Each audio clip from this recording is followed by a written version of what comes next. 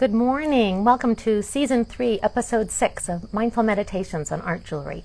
My name is Allison Barnett, and I'm here this morning in northern New Mexico at the home and studio, of Claire Kahn here in just north of Santa Fe. And I'm welcoming everyone to enjoy. Hello, good morning, Jocelyn. Thanks for joining us. But before I begin the meditation, we're actually sitting outside, and it is so breathtakingly beautiful. So I thought before we begin our meditation, I'm just going to turn the camera so that you all can see what I am seeing. Let's see if I can turn this. Yes. So I just want you to hear and see and listen to what we're all enjoying this morning.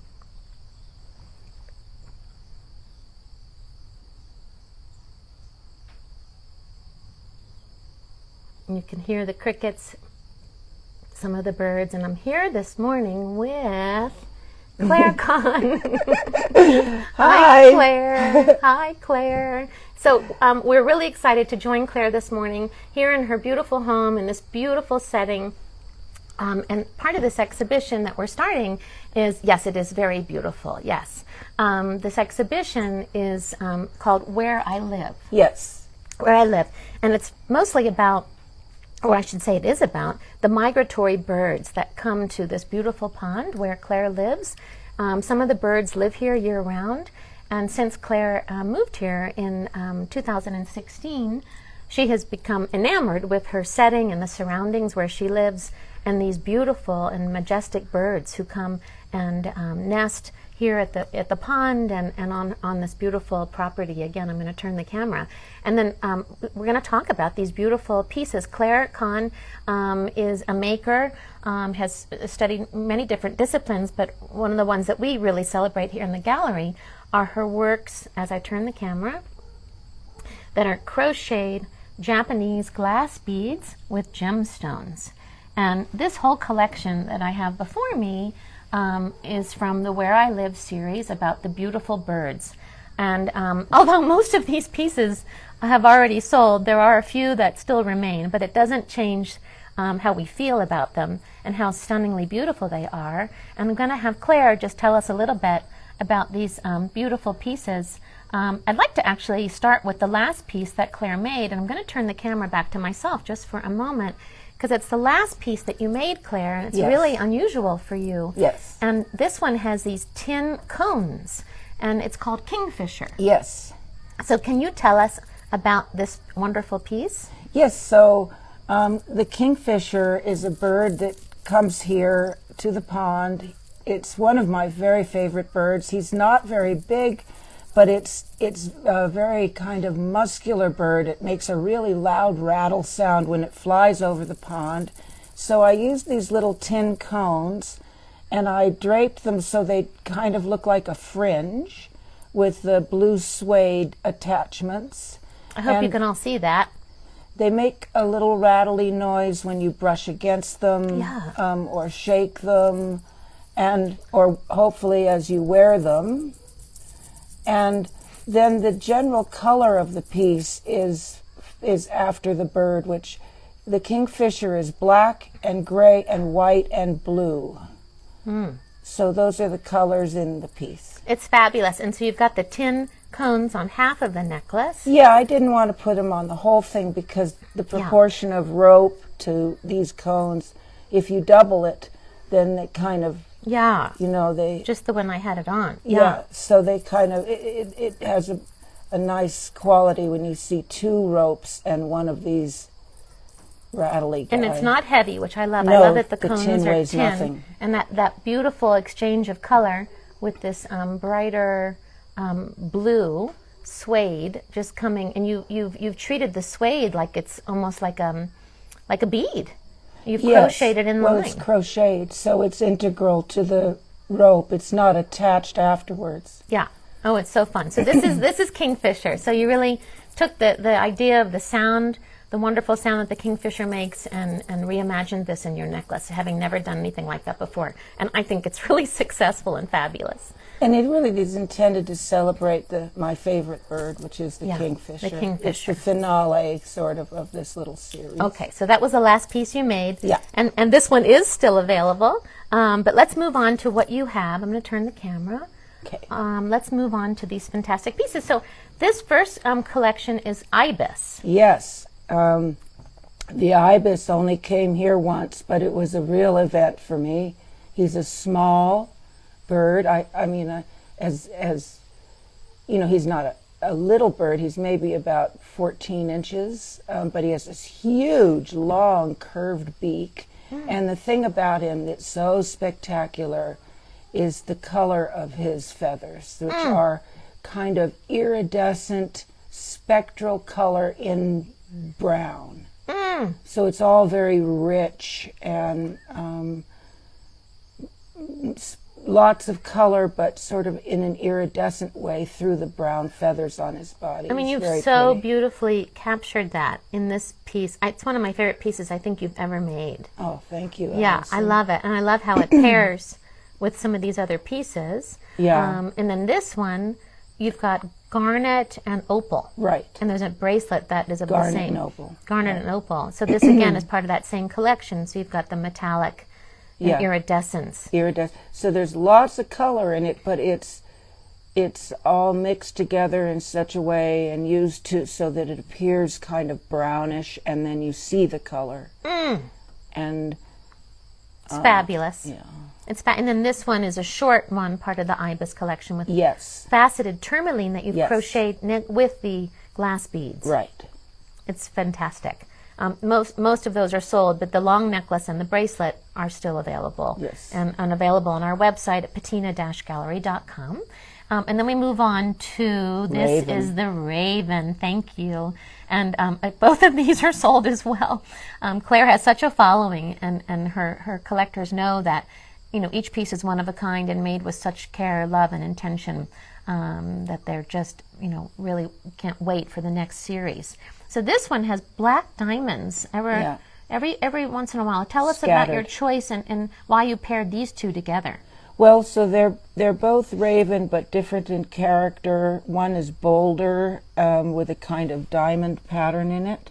That while I don't usually do things that are reminiscent of the Southwest, to me the raven is so iconic for this region that I did a little bit of that kind of thing here, so it really feels Southwest. And then the other one has a little bit more of this deep royal blue, which on occasion when you see the ravens, that happens in there. Again, When the it's light this hits the iridescence feathers of the certain black. way. Yeah, Yeah. they're so beautiful and so fun, and they're very much a part of this region. Yes. And then this guy, I just scattered black diamonds throughout. You don't really see them, except you see the fire come off of them if you're in the right light. Yeah, I can see one over here. Yeah. Yeah, You in see a little- quieter light, you Yeah. do see them.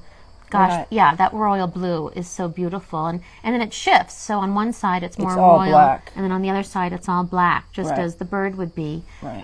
when you see his feathers. And I love how this one, this pattern, it's sort of like an arrow, a little bit. A little bit, yeah. Yeah, please send hearts. It's so beautiful. But on one side it's really dark. Yeah, and it's then all the other black. side it's this subtle iridescent pattern. And those two are just beautiful paired together. And then we're moving to the Mountain Bluebirds this morning. These two pieces sold this morning, but we have the two bracelets. So tell us about this group. So the Mountain Bluebird is the most amazing electric blue. And it comes typically in the winter when the environment around it is fairly neutral, brown, beige. The grasses are dry. So that color combination is so beautiful. So I tried to capture that in the necklace, this necklace, where it has a kind of neutral integrated into the chevron pattern. They're both what I call chevron. And it's all just about blue with that bird. It's so amazing. And then those are shorter, so they could be worn as bracelets wrapped Certainly. around the wrist. 3 times. Yeah, or as a short necklace just over the head. Fantastic. So very lucky person who got those this morning. And then Those these are two bracelets, these have Yes. gorgeous opal. Beautiful opals. Very blue. Very blue, green, almost like an aquamarine in opal.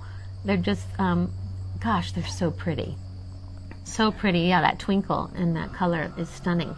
And then we have the hummingbirds. Yes, there's the particular hummingbird that inspired these is called ruby-throated. And so he's green, and then he has this bib of magenta. Yeah. I mean, it's amazing, the color. So what Is he the male? Oh, I say he. I think maybe he is. The male is the one that's got the color. Yeah, I on think him. so. Very territorial. And there are two here. Yeah. One is a shorter necklace that has this abrupt change from the green to the pink, and then the pink kind of fades away and becomes green again. And then the green progresses, and there's some purple. You know, it's this iridescent thing that the feathers do, where you see blues and purples in the green. Yeah.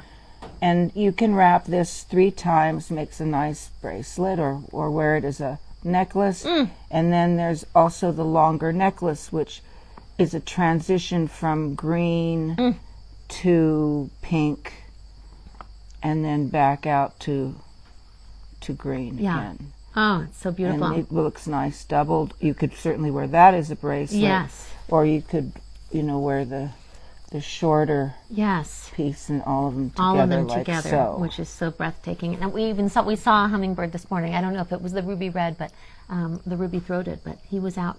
Yeah. One of them was out here. Yeah. So that's just spectacular, and just beautiful inspiration. And then this piece here, is the magpie. Yeah. Which I know that we have a lot of magpies in this southwest region. They're so beautiful, these birds with the black and the white. Right. And tell us about, I just think these are gorgeous. Thank you. One's thin, one's a little thicker. Right. One is a short guy so there's this guy which is shorter and is what I call a shifted spiral, because I do this spiral pattern and then stop and then start it somewhere else and then stop. So there's this, and then it is intended really to go out with almost as one piece. You would see it as one piece. That pattern on the long one is really unusual. I've not seen you do that one before. Yeah.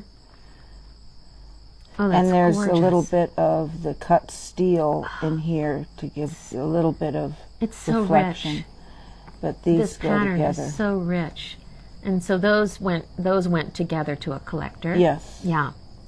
Very lucky lady to get these 2 magpies. It's a little blue in there, a little bit, just a hint of iridescent blue. Breathtakingly beautiful. And then what are you wearing, Claire? I'm wearing this guy who's sort of like my best friend bird, because he's here a lot, and it's a heron. It's a heron. And he comes here and fishes at the pond, and he's got a lot of character, and he just comes a lot. I see him in the evenings, and so most days he's most here. days he's here, and mostly he's here in the winter, but I saw him yesterday. He comes almost every day. In sort of segments of periods of time. Yeah. Like I won't see him for a month, and then he'll be back and then again. he's back. Well, they fly overhead and they see how beautiful this is here, and it's just an oasis in the desert. I mean, for those of you who've not been to the Southwest, it's really unusual to have so much water. Claire, really, this is an oasis, and as we've said before, you kind of feel like it's like out of Africa, like an elephant could come at any moment and just sort of come and drink some water. But the inspiration for you and for all these animals, you've got frogs and you have goldfish, and you've done series about goldfish. Yes. But this land where you live is so inspiring, and we're just so excited that you were able to bring forth all this beauty with this beautiful collection, and which sold even before we could go live with this video. Just amazing. And I just want to thank you. Oh, hello. Thanks for joining, Reggie. I just want to thank you for your boundless creativity that you bring forth in the way that you crochet these masterworks. And they are gorgeous. Awesome. And they're just when you think you've seen it all, then Claire shows up with another outrageously beautiful piece of beadwork. And what astounds me always, and I'll say it time and time again, is that you only have about 1/4 of an inch to really explore this pattern. And you've done so beautifully in such a small amount of space, and you're able to control the pattern to elicit these feelings of great joy and beauty that elicits the feeling of these birds and their feathers. And anyway, I just think, I'm just like really one of your greatest fans, and oh, thank you, and love to share these with you all. And thank you. And this is maybe a little bit of a shorter video just because, well, I think we covered a lot in a short amount of time. But as a meditation, it couldn't be in a more beautiful place.